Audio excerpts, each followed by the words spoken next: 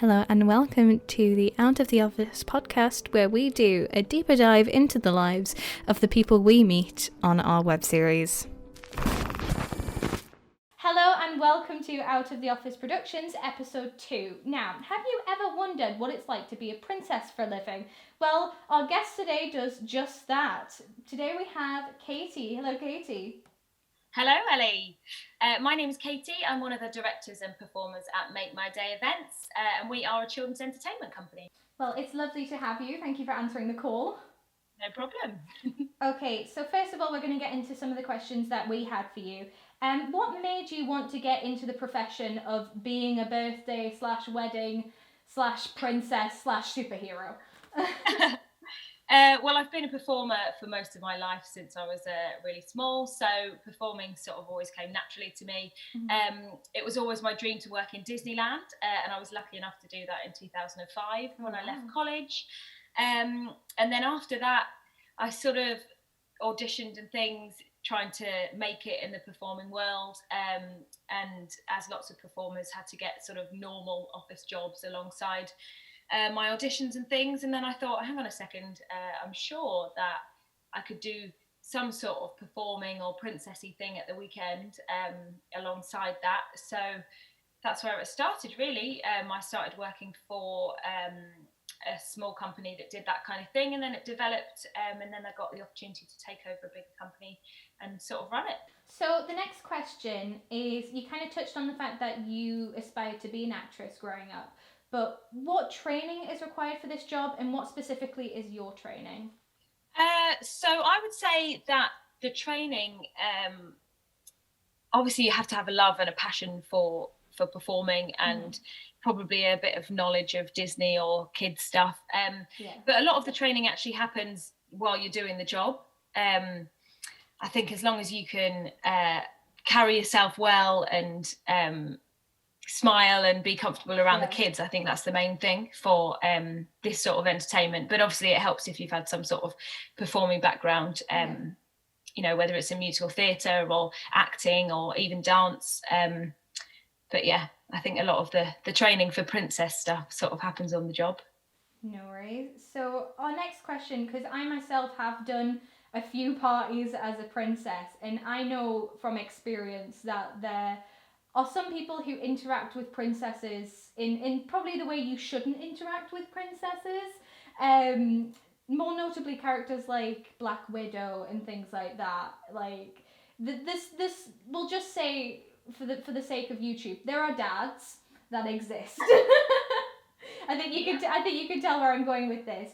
So I want to know, what is the strangest request you've ever had for a birthday, and what is the creepiest thing you've ever had said to you as a princess? Oh God, let me think. Well, yeah, at parties you do get it quite a lot with the dads. They're like, do you want to come out for a drink later and stuff? And you have to try your very best to stay professional and say, oh no, I have to get back, or da-da-da, you know. So you do get that a bit. I'm trying to think what any weird requests for birthdays though. I don't know. We've done, I think adults' birthday parties are probably an unusual one. Like you said before about weddings and stuff, we've done quite a few weddings. You know, Disney obsessed brides that want to have loads of princesses at the wedding. We've done a Beauty and the Beast wedding before as well. So their first dance was actually Be Our Guest. So we sort of incorporated our characters, and then the bride and groom sort of came in, and it was very magical. So yeah, you do get some bizarre things. I'm sure I'll think of something bizarre after the call as well. I'll have to let you know. No worries. So our next question is, do you ever get bored of the job? And I'm saying some of the examples you've just given us, I think the answer is going to be no, but I'll ask you anyway. Do you ever get bored of the job? No, definitely not bored. I think especially when you're the majority of the time is obviously working with kids, and I think the kids are so entertaining in themselves. Just some of the questions that they ask you, and just their little faces, even if you're in the worst mood and you turn up to work and you think, oh God, you know, I can't really be bothered, whatever, and you go into the party and you see like the little girl or little boy's face, that they're absolutely meeting their hero and they really believe it's the real thing. Like, it can't help but make you happy. So yeah, I don't think you ever really get bored of it. So the next question is probably kind of hitting on the fact that you are kind of the director of a company a bit more. What do you do at Make My Day events that other companies don't do that make you stand out from the competition? I think as well as us doing children's birthday parties and things, we have got a number of contracts with larger venues around the Northeast. We also travel UK wide. We've done lots of festivals. We've done the Isle of Wight Festival. Oh, wow. We've done a kids festival down in Suffolk. We've been to Weston-super-Mare. Lots of sort of places dotted around the UK. I think because when Make My Day started, it was one of the only sort of character entertainment companies in the Northeast, but also sort of around the UK. So a lot of the time that there wasn't necessarily someone that could offer what we do in a certain area. So people would find us online, and then we'd be happy to travel. So I think it's some of our bigger. A lot of our characters, because they are performers, a lot of our characters are singers as well, which I know some companies don't necessarily have singing princesses or singing characters, which is fine. But for us, I think that gives us the opportunity to do bigger shows. So putting together actual productions and performances involving the characters as well, rather than just the sort of meet and greet birthday parties. I think that's probably where we differ. Okay, we're now going to move on to some of our fan questions. So, Minu wants to know, do you have a favourite character to dress up as, and do you prefer princesses or superheroes? Oh, I don't know. It depends what sort of mood I'm in, I think. Yeah. Do you know what? I think for me personally now, I used to love doing princesses. I still love doing princesses, but I really love doing baddies. So when it gets to Halloween and you get to do Maleficent and you get to be a bit mean, I think they're really fun. So yeah. Oh yeah, 100%. I like everything, but the baddies are really fun. 100%. I remember I did like one birthday party in the morning as a princess, and my face hurting from smiling too much, and then doing like a murder mystery evening later at night and being mean to people was just such a like, oh, I needed that. Yeah, definitely. Yeah. But yeah, our next question comes from Emily. And it's, how do you manage to stay in character when you've had a bad day? Oh, I think I touched on that one before. I think when you see the kids' reactions, I think that really helps. And as soon as you get the costume on and you've got the wig on and the makeup and the big dress, you can't help but sort of feel like you're really that character anyway.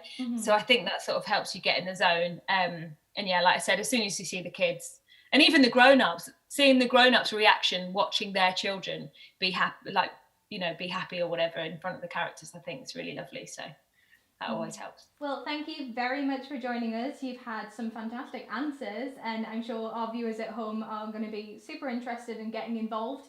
I think there's such a misconception with this sort of job that wearing a ball gown for a living is just so easy, and it really isn't. I think you've highlighted that it really does take a lot out of performers, but at the same time it is super fun, and I absolutely love it as well.